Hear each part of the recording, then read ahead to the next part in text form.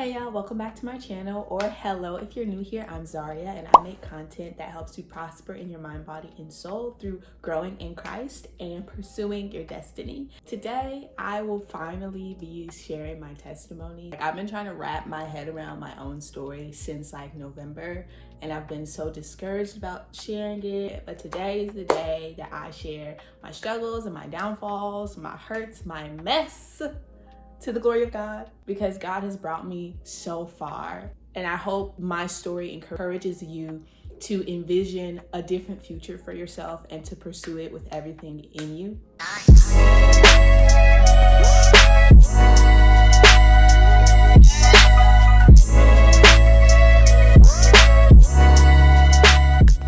it all started basically when I was born, like woo child, like I wish I was joking. I grew up in a household with a bunch of family members, and I didn't have my own room until I was in high school. So like privacy was not a thing, and I was very sheltered as well. My granddad was a pastor. I have pastors, ministers on both sides. I grew up in church. So I couldn't watch certain TV shows. I couldn't listen to what church people call secular music, which is like worldly music. On one hand, I was what most people consider a goody two-shoes. Like I would do anything in my power to not get in trouble. And then on the other hand, I was the rebel child. My family used to call me mean. I was the one where you wasn't about to convince me to do something I didn't want to do. I was quick with the attitude. I was quick with the tongue, easily irritated. And as I said, I grew up going to church every Sunday, going to choir rehearsal every Thursday. Like I've been singing since I was very, very, very young, probably like 5. I don't even know. I hear other people talking about it and I don't really remember, but apparently me and my sister used to sing at places like often when we were younger. And I used to write songs. I had a knack for changing lyrics to already written songs, or I would come up completely from scratch, from nothing, with like melodies and lyrics. And then me and my cousins, we grew up in the house together, so we used to play make-believe. We used to pretend like we was the Cheetah Girls. We used to just play pretend. One of my older cousins always used to like come up with choreography, and we would put on shows. But in elementary school, they moved away, and so did my socialization, because my cousins were my friends, because my mama didn't play that going over people's houses, sleepovers. Sleepover. I literally never went to a sleepover until I was in high school. And so by middle school, I had been playing violin since 4th grade. I took some piano lessons. I was on the volleyball team. I did cross country. So, like I had friends, but nobody came up to my house. I didn't go over nobody's house. That didn't happen. My dad was in and out of my life, and my mom worked her butt off to try and to provide for me and my siblings. And so I didn't get personalized attention really growing up, and I didn't talk to anyone about what was going on in my life, even though there was always constantly someone around. Like I shared a room with my sister. I was never really like by myself, because I would go to school and be around people. I would come home and be around people, but I never really spoke about what was going on the inside. I didn't speak at school. I didn't speak at home. Well, I was social, but I didn't talk about myself in my life. Not at home, not at school. We didn't have nightly family dinners. There weren't intimate conversations. I really was unaware of my inner life and my own thoughts. And I remember really only feeling anger. Like I laughed, of course, but it was like the only emotion that I could really put my finger on was anger.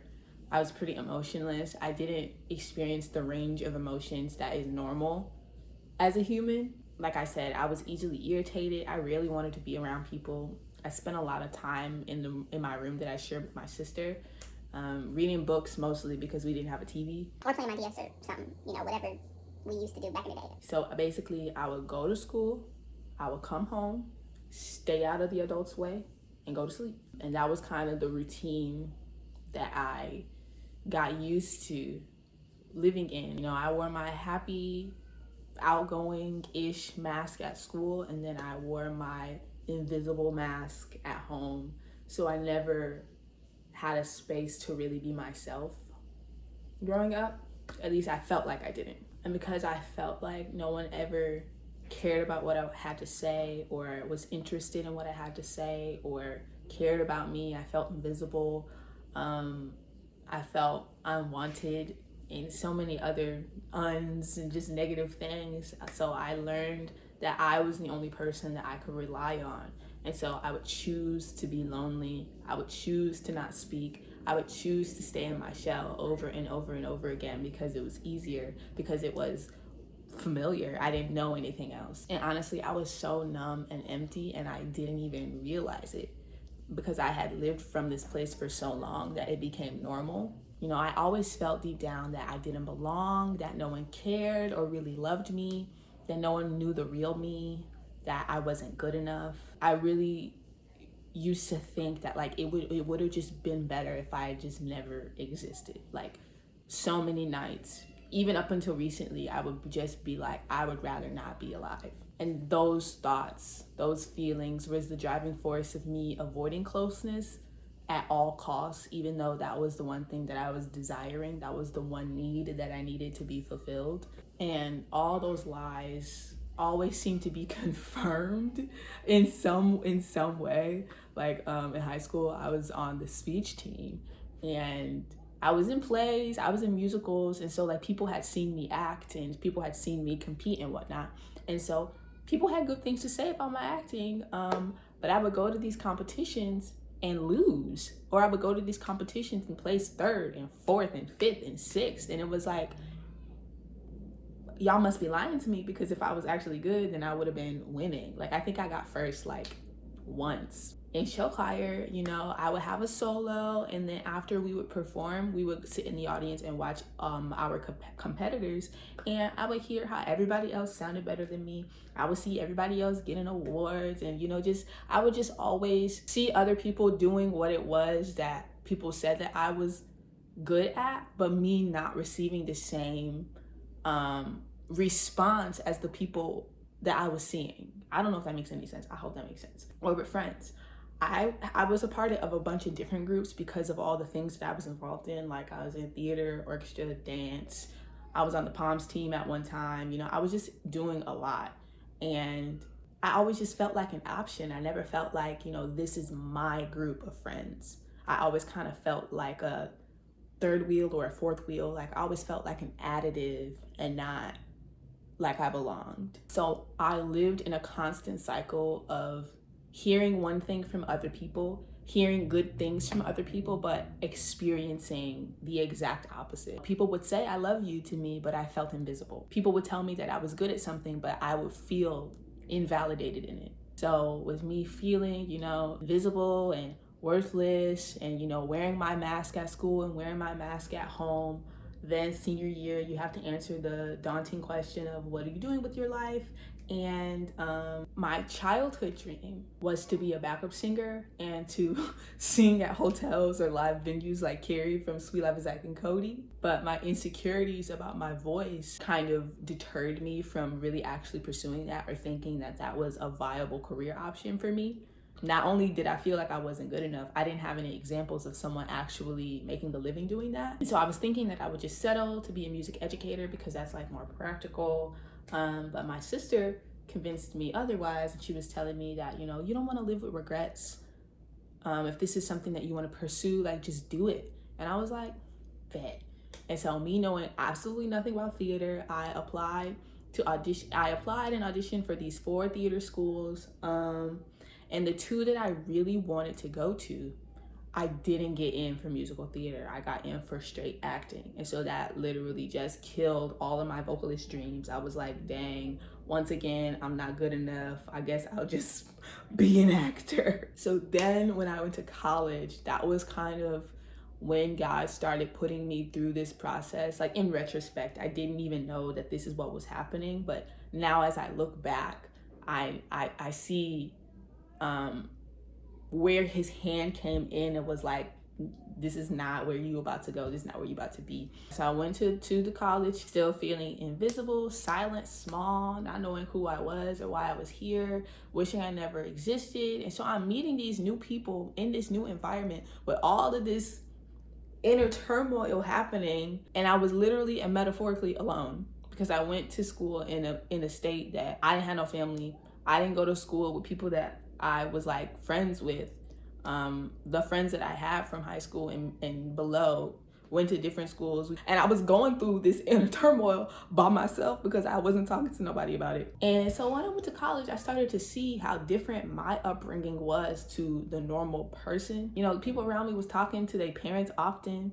They was getting phone calls home. They was talking about their friends from high school going on trips with their family. And I would be listening like, dang, like, your mama friends with your friends? Like, I don't really talk to my mama. Definitely don't talk to my dad.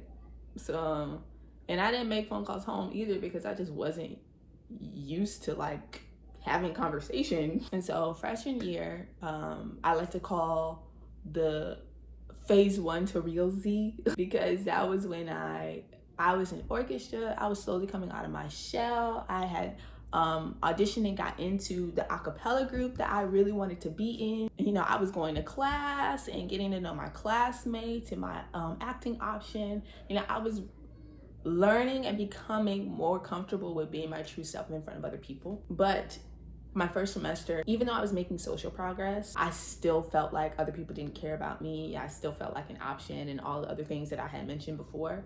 You know, everybody was hanging out, but I wasn't invited, or I was busy. You know, and once again, I showed a good face. I wore my mask, but on the inside, I was suffering. And so I'm gonna read reading it now, I'm like, oh, poor baby. But I was just so sad. Like, looking back at it now, I can laugh, but like, oh my goodness, like, the sadness was so real for me. It's December 8th, 2016. Today is my first time writing in this journal. I've had a lot of things to say and no one to say it to, so I've resorted to writing. I guess my biggest problem is communication. I pretend like I don't mind being alone, but quite honestly, it sucks. I really don't know how to talk to people, so that doesn't help my case. I guess I'm sad because I'm always comparing what I have to others. Like, insert name of friend here. For instance, her and I are good friends, but she has best friends. I really wish that she would invite me over to chill, basically immerse me in her friend group, but she hasn't. I always see all of the cliques on Facebook and Snap, and I always wish that I had a friendship like that. Someone to take cute pics with and have sleepovers. I want the best friend that every girl got to experience that I missed out on. I have blank and blank and blank. Like, girl, how you name 3 people?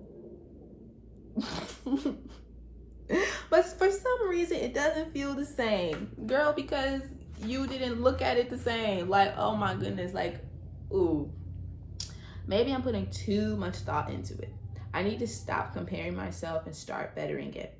Another thing that has been bothering me is exclusivity. Some days I feel BSU was the right choice, but other days I feel completely left out. People ask me about where they're eating lunch or what they're doing after class, but no one ever asks me. No one even cares. I just wish someone would, I just wish someone would care about me as much as I cared for them. Not having these friends to thrive from is okay because I have the time to work on my craft, but it hinders me socially. I have 2 different personas, bubbly, outgoing, and shy, standoffish me. I try to be the more positive one, but people don't come up to me and speak. People don't pay me any mind in class, and that causes me to retreat and retract inside myself. When I talk, I'm ignored, so I simply keep my mouth shut. My whole life, I've been waiting for someone to honestly be interested in the things I have to share, and that hasn't happened. If I mention something cool, I get a 1-word response and nothing more at home. I really need to come out of my comfort zone and demand to be heard. I need to appreciate the friends that I have. I'm not on other Snap and Facebook because they're not on mine. The common denominator in this ongoing feeling of inadequacy is me, so this has to change. I need to be more talkative, more interesting. I need to let my walls down a tad because no one is going to go out of their way to be my friend, even though I would for them. But you wasn't. Sis, you wasn't. So yeah, that was first semester freshman year thoughts of hurt. And even back then, God was giving me wisdom about the fact that I was feeling that way because of the energy that I was giving off. Like, I saw in real time that you attract what you are. You are what you think. I was expecting people to jump over all of these hurdles to be my friend, to acknowledge my existence, when I didn't acknowledge my own. And so my whole college experience is me, you know, going to class, working 2 jobs, being in shows, doing extracurricular activities, you know, just running myself ragged. Like, I was just so busy, it was stupid. And then as I was busy, I was fighting this internal battle of showing up the way that I wanted to, or reverting to the ease but dark corner of isolation and being unloved and unknown and invisible and worthless and not good enough and not wanting to be alive. Because it's so much easier to remain sad and full of issues than to work through them. But I had made the decision after this, well, maybe not after that completely, but you know, in the midst of my college years, I made the decision to join a sorority, to force myself out of my comfort zone and to learn how to be comfortable around people that I didn't really know well. And then I remember a day in a movement class my sophomore year, we did this exercise where we had to look into someone's eyes for a long period of time. I think it was like 3 or 5 minutes, or maybe it was shorter than that, and it just felt like that. But 5 minutes looking at somebody else's eyes is a long freaking time. I got paired up with one of my guy classmates, and we were looking in each other's eyes, and I just started sobbing. Like, I was crying so hard, so hard. And after that, we had to like walk around the space, because one of the exercises we used to do is like everybody had to like walk around the space to balance the space. I just felt like something lift off of me, and like the sun was brighter. I felt the like blood running through my veins. I was hearing things like clearer. It was like I kind of just came alive a little bit, and it was unknown to me at the time, but you know, here's older Z retrospect. I know now that the need to feel seen, I had finally got a piece of it, because we were looking in each other's eyes. We were making eye contact for a long periodically time. And so that inner need to just be seen, that was why I was crying so hard, because I had never felt seen until that moment in my life. Fast forward 2 years from 2016, sad Zariya. I call this stage of my life, this stage of the process God was putting me through, the awakening. Because that was when I was really being awakened to how the internal issues that I had, that I was battling, was not how I had to continue to live. So fast forward 2 years, 2018, I auditioned for this summer Shakespeare internship, and I get it.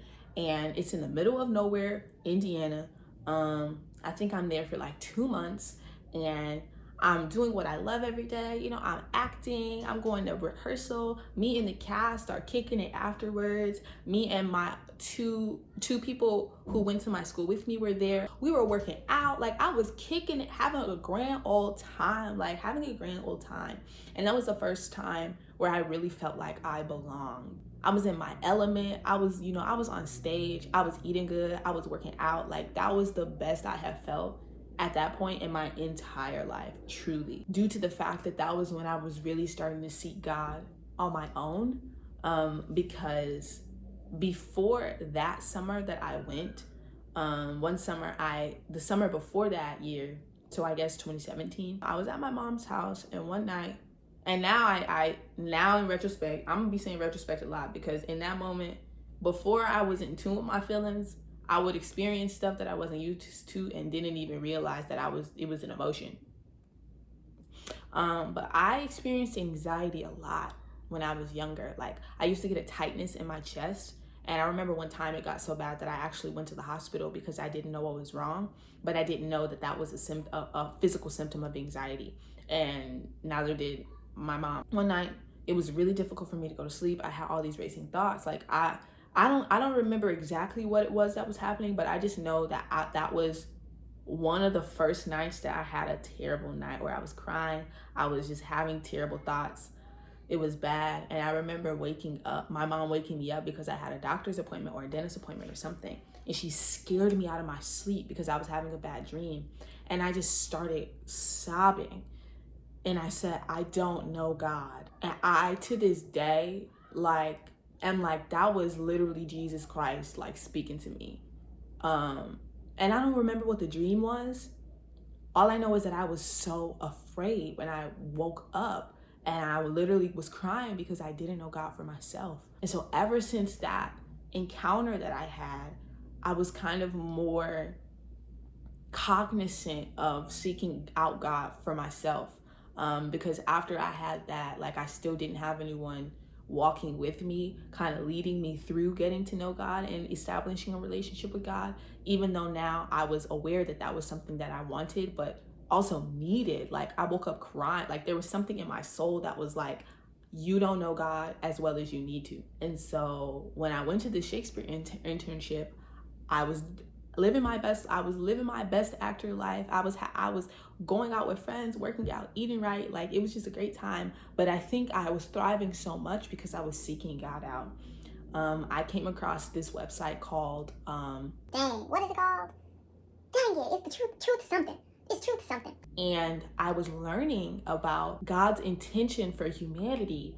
And there was like a 20-day devotional or something like that. And day one was teaching about how God made us relational beings. And I was learning that my desire for closeness, even though my mind was telling me other people aren't safe, other people can't give you what you need, other people will let you down, my soul was yearning to be close to people. And reading that and learning about that, I was like, oh, that's why I desire to be close to people, even though I don't want to at the same time. It's because we were created for relationship. That whole 2 months, I was reading my Bible, I was watching sermons, I was hanging out with people. It was just a overall great time. So I think this was at the end of my time there, July 26, 2018. So 2 years ago today, I wrote in this journal for the first time. I was letting out all of my feelings about being alone. I've been grappling with this for 2 years, yo.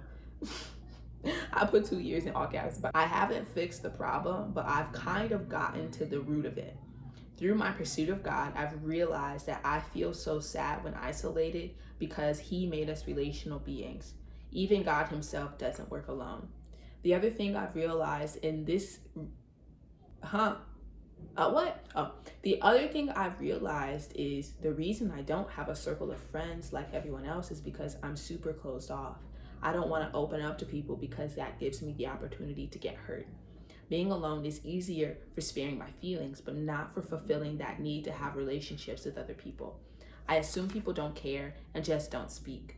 I even do it at home. Now that I've figured out the why, the next step is putting together the how to overcome. In college, as I'm trying to be more open, trying to be myself in front of other people, I kept falling off and getting on when it comes to my pursuit of God. And in that cycle came, it came the sex, it came the smoking weed, it came the partying, it came the me not holding promises to myself, like me saying, I'm gonna make sure that I get all my lines memorized by the first rehearsal, have ample time to do it and just not do it. It was just like a cycle of letting myself down, the cycle of doing things that made me lose self-respect, a cycle of me continuing to do things that in the moment made me feel something, but left me still feeling empty, left me not feeling fulfilled and alive. I've struggled with watching porn. I've struggled with masturbation because when I would do those things, and I started doing that when I was young, when I was little, because I was molested when I was, I don't even know how old I was, probably 5 or 6 or something young and crazy, because that was what made me feel alive, because I was numb. And even though I was more open and more present in the world, after I had that experience in class where a piece of the darkness lifted, all of it wasn't off of me, and so I was still numb. And now, once again, in retrospect, I see that I was depressed for the majority of my life, and symptoms of depression is feeling empty, is feeling numb, is being irritated. Those are physical symptoms of depression. And so, the first time I ever even had the thought of wait, I might be struggling with depression, I can't remember if it was a conversation, if I was watching a video, but the question of when was the last time you felt happy came up. And the only time that I could even think of was my summer Shakespeare internship. That was the one moment in time where I felt like truly happy. But everything else was kind of just like a, dang. Like that was really the only time I was like, that I felt good. You know, I would seek God, but I would fall off because I wasn't building intimacy. I was going through the motions. You know, I was reading my Bible, I was praying, but I didn't have anyone walking me through like, this is how you really press into the presence of God. This is really what God has for you. This is really what God desires for you. I had all of these negative thoughts. I had the enemy in my ear, all these negative emotions, all these childhood wounds speaking lies to me over and over and over and over again. And as I was seeking God about purpose and about like, okay, God, like I want to be close to you. Like I want to know you for who you say that you are. I would get caught up in other things because I still didn't know God as a transformative God. I knew God as a rules and regulations God, because I grew up, you know, I was a goody two shoes. I grew up in church and I was a virgin, but you know, I wasn't pure.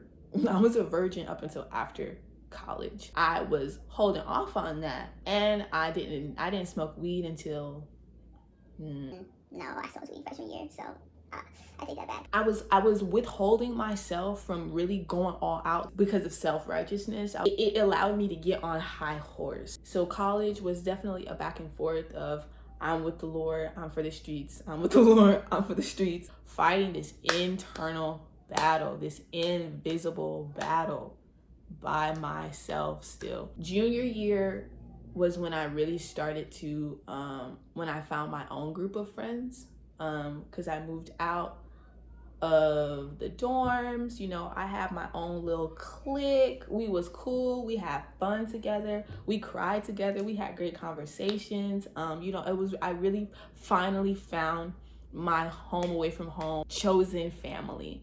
And so in that space, it really gave me the opportunity to really start opening up and sharing, finding my voice through acting, and then being able to communicate with others in real life because I was comfortable with them through performance. It really like just opened me up in a way that I never thought was possible. And so here I am, finally with friends, finally feeling like I belong, but doing this on the inside. I still didn't feel good enough to be an actor. I still didn't feel good enough to be a singer.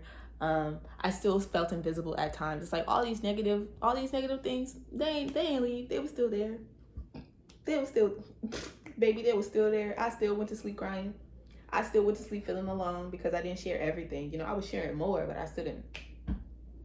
I was still depressed, okay? Still depressed. Senior year rolls along, and you know, I'm in the showcases in Chicago, LA, and New York. So I'm kicking it even more with my classmates. I'm having a grand old time my senior year. Like I was just like in my element senior year.